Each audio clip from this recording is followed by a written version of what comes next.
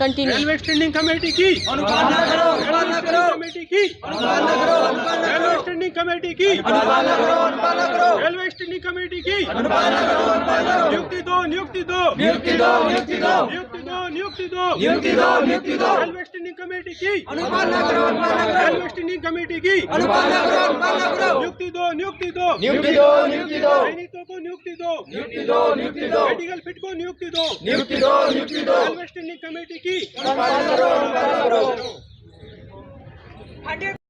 Clear करो, clear करो।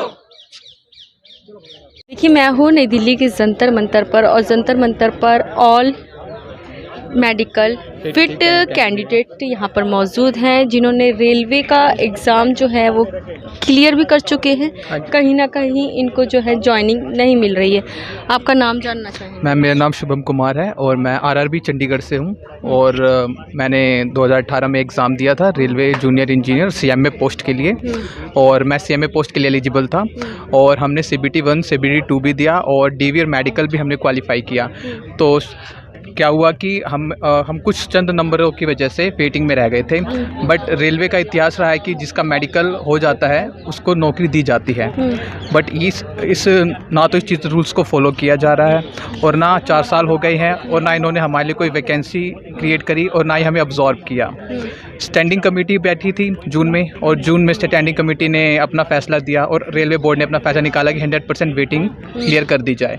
But still कुछ ऐसे RRBs हैं और जिन्हों अपनी मनमानी कर रहे हैं, जिन्होंने खाली 50-60% ही क्लियर किया है। और मैं तो RRB चंडीगढ़ से हूँ, उसमें खाली 15% ही वेटिंग क्लियर हो पाई है। और जिसमें से जो मेरी पोस्ट का है CMA का, उसमें खाली 0 वैकेंसी भेजी इन्होंने, कोई भी एडिशनल डिमांड नहीं भेजा। ये चीज़ ऑल ओवर इंडिया में है। तो आप समझ सकते हैं कि हम कितनी ज़्यादा मानसिक प्रताड़ना से गुजर रहे हैं, और हमें घर वालों का प्रेशर भी है, और ऊपर से हमारी एज भी निकलती जा रही है। आप लोगों ने काफ़ी जो है पैसा भी लोन भी लिया होगा अपनी पढ़ाई के लिए। बिल्कुल लिया है हमने लोन। हाँ, प्लस आप लोगों की अब आगे उम्र भी है, वो घट तो नहीं रही है, बढ़ ही रही है। तो आप लोग ना इधर के हुए ना उधर के रहे मैम। तो यही रीज़न है कि हम ये प्रोटेस्ट कर रहे हैं, और हम चाह रहे हैं कि गवर्नमेंट हमारी परेशानियों को समझे, क्योंकि किसी भी देश की ग्रोथ उसके ह्यूमन कैपिटल होता है। कोई भी चीज़ युवा, हाँ जी।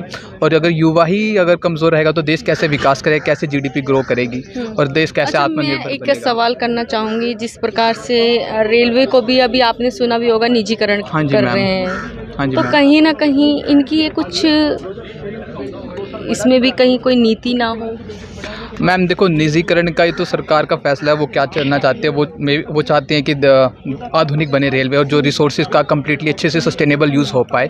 हमें इससे लेना देना नहीं है। बट हमारा मेन मुद्दा ये है कि हम वेटिंग कैंडिडेट्स को नौकरी दी जाए, और रेलवे स्टैंडिंग कमेटी का बातों को पूर्ण रूप से माना जाए। कब से आप लोग एग्ज़ाम कितने साल हो गए? मैम 2018 में इसका वैकेंसी का निकला था नोटिफिकेशन। हमने 2019 में एग्ज़ाम दिया, फिर 2019 आते आते अब 2022 आ चुका है। 4 साल के करीब। हाँ, 4 साल हो चुका है, और अभी आप देख रहे हैं अभी हम वेटिंग में ही पड़े हैं। तो अब आप सरकार से चाहते हैं कि आपको ज्वाइनिंग दी हमें ज्वाइनिंग दी जाए, हमें रेलवे में नौकरी करने का अवसर प्रदान करें। हम यही चाहते हैं सरकार से, और ये हमारी क्लियर करो, क्लियर करो। आपका नाम? मेरा नाम है रामेश्वर प्रसाद, और मैं कोटा राजस्थान से आया हूँ। मैंने रेलवे जूनियर इंजीनियर की जो वैकेंसी CN 03 2018 आई थी, 2018 में वो उसका अप्लाई किया था मैंने रेलवे बोर्ड मुंबई से। और अभी ये सभी जो लड़के आए हुए हैं देश के विभिन्न हिस्सों से, विभिन्न बोर्ड से, विभिन्न देश के सभी हिस्सों से आए हुए हैं यहाँ पे। भारत के हर राज्य से, हर स्टेट से, हर लड़के आए हुए, हर बोर्ड के लड़के यहाँ पे आए हुए हैं। जितने आप कह रहे हैं ज्वाइनिंग दो, क्या आप पेपर क्लियर कर चुके हैं? जी मैम, हम 2019-20 में railway junior CBT 1 CBT 2 railway के सिलेक्टेड कैंडिडेट हैं मैम। 2000 डॉक्यूमेंट वेरिफिकेशन और मेडिकल स्टैंडर्ड हम दे चुके थे। 2000 मतलब हर चीज़ में फिट है हम। उसके बाद कोरोना आ गया, कोई इस पे कार्रवाई नहीं हो पाई, 2 साल ऐसे निकल गए। फिर सरकार ने इस बात पे पुनः संज्ञान लिया कि 2018 में जो वैकेंसी आई हुई थी, उन लोगों में जो बची हुई नियुक्तियां नहीं हो पाई थी किसी वजह से, कोरोना की वजह से जो इम्प्लीमेंट नहीं हो पाया था, उनमें दोबारा से रेलवे स्टैंडिंग कमेटी ने अपना कार्य किया, मीटिंग की। और सर 28 जून 2022 को एक मीटिंग हुआ रेलवे स्टैंडिंग कमेटी का। उस मीटिंग में निर्णय लिया गया सभी माननीय सांसदों के, रेलवे स्टैंडिंग कमेटी के सांसदों के द्वारा कि 01/03/2018 जूनियर इंजीनियर और अन्य जो पेंडिंग वैकेंसियां हैं जिनमें वेटिंग प्रतिशत सूची उम्मीदवार मेडिकल फिट है, उन सबको 100% नियुक्ति दे दी जाए। ये आप ये देखिए, जसकौर मीणा जी है, रेलवे स्टैंडिंग कमेटी के मेंबर है, इसमें साफ साफ लिखा हुआ है 100% ऑफिशियली ट्विटर अकाउंट पे। ऐसे ही रेलवे स्टैंडिंग कमेटी के सारे मेंबर ने अपनी सहमति दी थी, ऑफिशियली लेटर आया था। 28 जून 2022 को रेलवे स्टैंडिंग कमेटी की मीटिंग थी। उस मीटिंग के जस्ट बाद दूसरे दिन सभी जोनल रेलवे बोर्ड के जीएम और सीपीओ से ऑनलाइन कॉन्फ्रेंस से दिल्ली से मीटिंग हुआ। 30 तारीख को एक ऑफिशियली नोटिस आया जिसमें ये सभी रेलवे जोन से जितनी भी 2000 पैनल की वैलिडिटी दिसंबर 2022 तक बढ़ा दी गई थी, उसमें जो सीटें रिटायरमेंट के बाद या एडिशनल जो जुड़ी उन सब की डिमांड मांगी गई और सबने डिमांड भेजी, सभी रेलवे जोन ने, कुछ ने जीरो भेज दिया। तो फिर मैं बताना चाहूँगी, अगर जब रेलवे को जरूरत होगी तब वो भर्ती कर लेंगे ना।